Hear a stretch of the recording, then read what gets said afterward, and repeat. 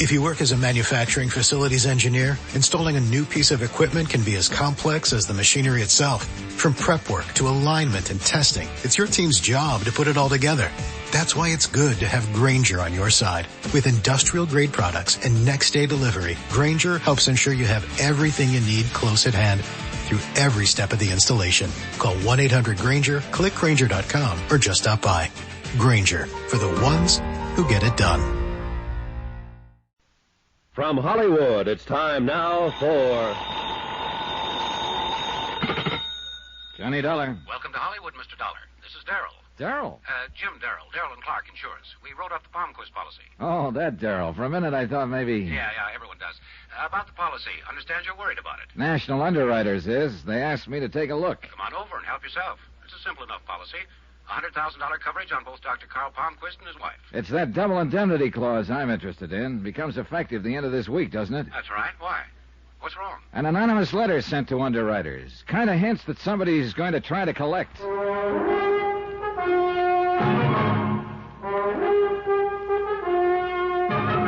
Tonight and every weekday night, Bob Bailey in the transcribed adventures of the man with the action-packed expense account, America's fabulous freelance insurance investigator. Yours truly, Johnny Dollar.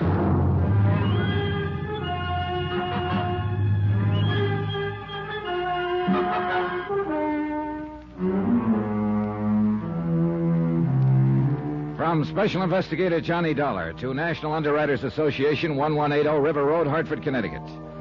The following is an accounting of expenditures during my investigation of the long shot matter. Expense account item 1, $174.90, airfare and incidentals to Hollywood, California. A good night's sleep at the Beverly Hilton Hotel, and in the morning sunshine, Hartford's slush was only a clammy memory. Nobody walks in California, so when in Rome, item 2, $2 even, cab fare to Darrell and Clark Insurance Brokers. Beverly Hills, where else? Come on in, Dollar. Won't be a minute. Grab a chair. One look at the furnishings, and you knew a lot of insurance was sold here. It takes a flock of premiums to pay for the really good modern, the long, clean, functional stuff. Impressive. Jim Darrell was even more so, and I'd have bet that 90% of his policyholders were women. He seemed to be doing two things at once, shaving and keeping track of passers-by in the street outside.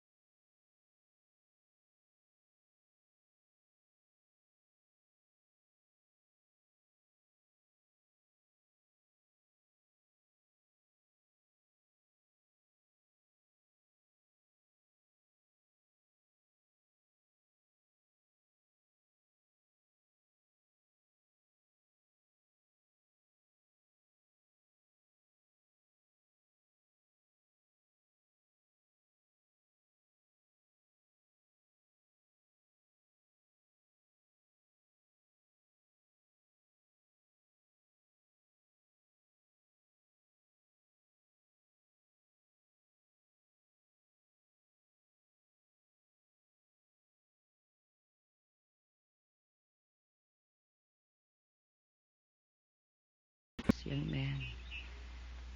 I'm very tired. Oh, yeah, sure thing. You just relax. She leaned back in the chair and closed her eyes. She wasn't sleeping, just somewhere off in thoughts of her own.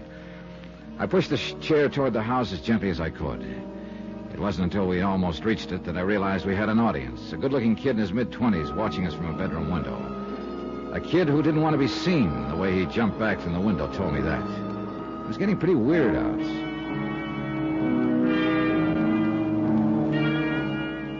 Inside the house, I wheeled Mrs. Palmquist into a large living room. Gently, patiently, I tried to get her to answer a few questions, but I got nowhere. She wasn't rude, just secretive, smiling, and very far away. I was wondering how to get out gracefully when... I'm so very sorry. I'm afraid I haven't been very attentive, have I, Mr. Dollar? Suddenly, just as clear and lucid as that, I looked around to see what had made this almost magical change, and he was standing just inside the room, the kid I'd seen watching from the window. Eric, come here, dear. This is my son, Eric. I'm afraid I've forgotten where you told me you were from, Mr. Dollar. My mother's been ill, Mr. Dollar. She's not supposed to be disturbed. Oh, now, Eric. Oh, I am sorry. I was just leaving. Good. I'll show you the way out. Oh? Maybe that would be best. You'll come back again, Mr. Dollar, when I'm feeling better. Yeah, sure, of course. Please make it soon. I don't seem to keep very good track of time. Another sign of weakness, I suppose. Well, When you show Mr. Dollar out, please come back, Paul. Oh, yes, Mother. You're a good son, Paul. This way, Mr. Dollar.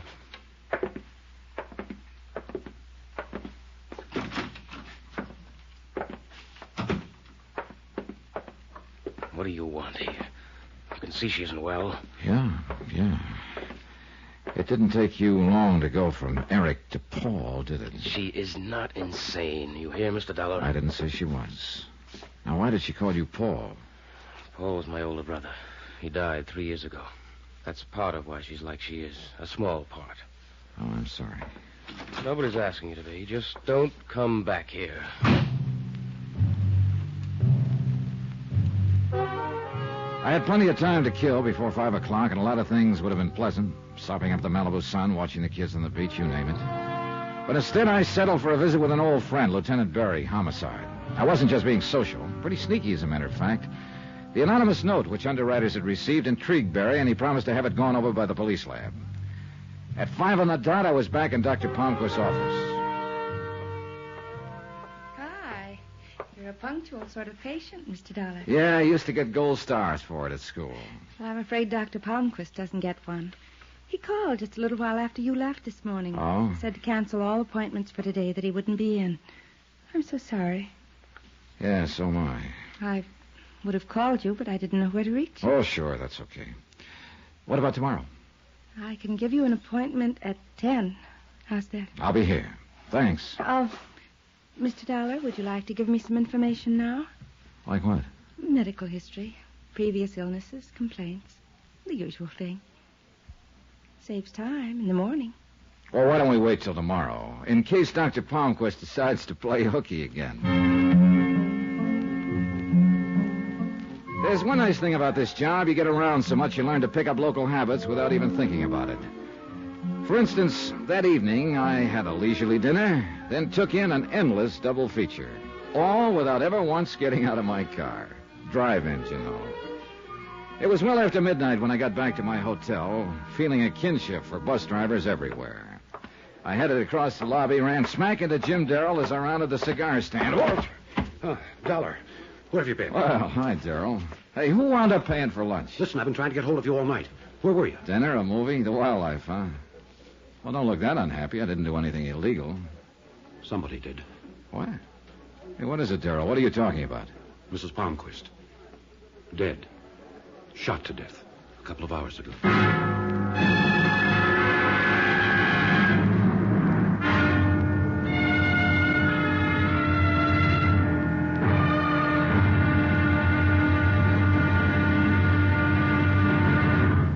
Now, here's our star to tell you about tomorrow's intriguing episode of this week's story. Tomorrow, variations on an old theme. You pays your money and you takes your choice. But no matter how you pick it, it comes out murder. Join us, won't you? Yours truly, Johnny Dollar.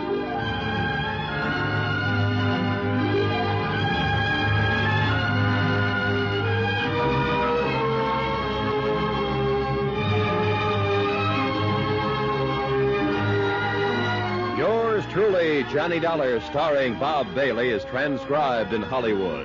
Written by Tony Barrett. It is produced and directed by Jack Johnstone. Be sure to join us tomorrow night, same time and station, for the next exciting episode of Yours Truly, Johnny Dollar. Roy Rowan speaking.